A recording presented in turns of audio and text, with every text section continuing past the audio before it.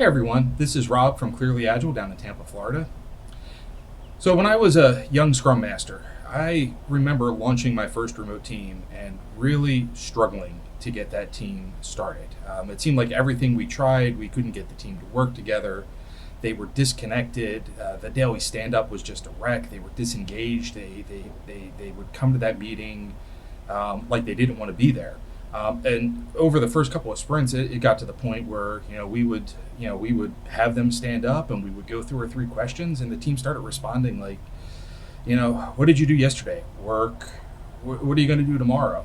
More work. Do you have any impediments standing in your way? Yeah, this meeting.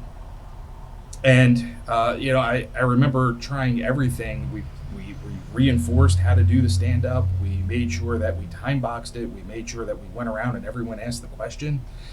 And it was about that time when I was also working with a very wise coach.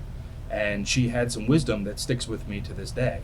She looked me square in the eye and she said, "You're missing the point. The stand up is not a stand up. The stand up is a daily scrum. And it's not about how it's facilitated. It's about what value the team gets out of it." Right? The Scrum Guide actually says that it's a meeting for the team, by the team, for the purpose of planning that day's activity. And the advice that she gave me for working with remote teams is, and it works well with teams that are all together, was to make the work the focal point.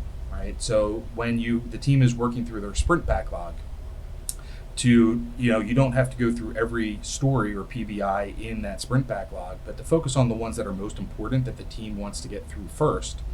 And to change the question, right? What do we need to do today, or what can we do today to get this done? And then make sure the story has the tasks that are broken out underneath there and that people are pulling those tasks with a focus on getting that story done. And if there's enough people on the team, maybe start a second story and make sure that those have tasks and those tasks are being done. But if the team has 5 stories in that backlog, you don't need to go all the way down to story 4 and 5 if the team hasn't finished 1 and 2.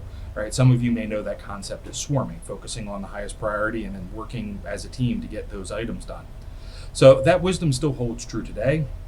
If you're struggling with your team in the daily scrum, especially remotely, that's maybe some advice you could try. And if you like this tip or some of the other tips, don't forget to subscribe to our channel or follow us. We'd love to share more with you. So take care.